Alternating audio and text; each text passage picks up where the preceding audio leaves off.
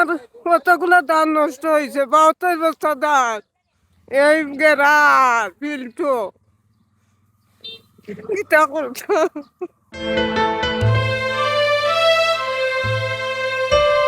টানা বৃষ্টিপাত আর উজানের ঢলে তলিয়ে গেছে সারা বছরের একমাত্র ফসল। পানির নিচ থেকে পাকা ধান কেটে আনা সম্ভব হচ্ছে না। বৃষ্টিপাত, শ্রমিক সংকট এবং বজ্রপাতে মৃত্যু ভয় উপেক্ষা করে তারপরও হাওরে নামছেন কৃষানীরা বলছেন, মৃত্যু ভয় তোয়াক্কা না করে সামনের দিনে বেঁচে থাকার জন্য সংগ্রাম করছেন তারা।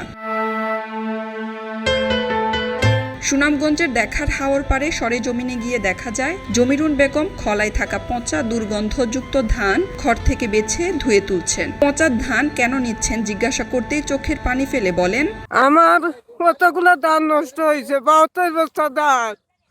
এই গেরার পিল্টু কিতা করতো।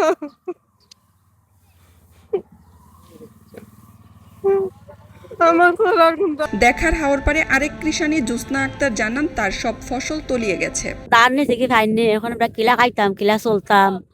আমরা বাচ্চা কাচ্চা রুজি রোজগার খাইতো না। বন্যা করলে আমরা কোয়াই যাইমু, আমরা আমার এগুমে এরাই পড়াইতাম, আমরা টেকার অভাবে, গাইটের অভাবে কোনো আমার মেয়েটা খালি বইয়া খাতে আমরা কিলা চলতাম। দেখার হাওর পারের আরেক কৃষক রুবেল হোসেন জানান, তিনি হতাশ হয়ে আশা ছেড়ে দিয়েছেন। বন্যা তো আইতে আছে, আগামী পানি তো বাড়তে আছে, ধান ফান তো সপ্তাহ নিচেই, আমরা এবার এক মুঠ ধান তুলতাম পারছি না।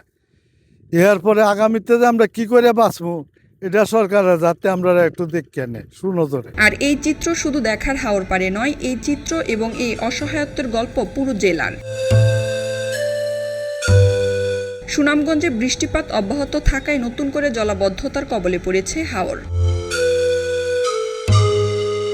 দুদিন বৃষ্টিপাত বন্ধ থাকার পর সুনামগঞ্জে ভোররাত থেকে আবারও শুরু হয়েছে মুষলধারে বৃষ্টি। অব্যাহত বৃষ্টিতে নতুন করে জলাবদ্ধতার কবলে পড়েছে আরও 2000 হেক্টর জমি সহ 15,000 জমির পাকা ধান। শুক্রবার পর্যন্ত ধান কাটা হয়েছে 60%। জলাবদ্ধতা ও শ্রমিক সংকটে হাওরে পড়ে আছে বাকি 40% ফসল।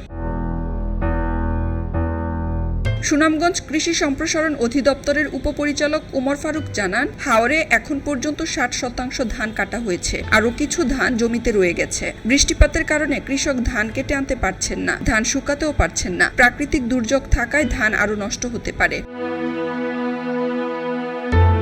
পানি উন্নয়ন বোর্ডের তথ্য অনুযায়ী গত 24 ঘন্টায় 12 মিলিমিটার বৃষ্টিপাত হলেও ঢল না নামায় শনিবার সকালে সুরমা নদীর পানি 5 সেন্টিমিটার কমে বিপদসীমার 1.47 সেন্টিমিটার নিচ দিয়ে প্রবাহিত হচ্ছে। তবে আগামী এক সপ্তাহ ভারী থেকে অতি ভারী বৃষ্টির সম্ভাবনা থাকায় জলাবদ্ধতা প্রকট হয়ে বন্যার আশঙ্কা করছে পানি উন্নয়ন বোর্ড। পানি উন্নয়ন বোর্ডের নির্বাহী প্রকৌশলী মামুন হাওলাদার জানান, বন্যা এরই মধ্যে হয়ে গেছে। এই বন্যা সুনামগঞ্জের হাওর অঞ্চলের জন্য। আগামী আরও কয়েকদিন ভারী থেকে অতি ভারী বৃষ্টিপাত হবে।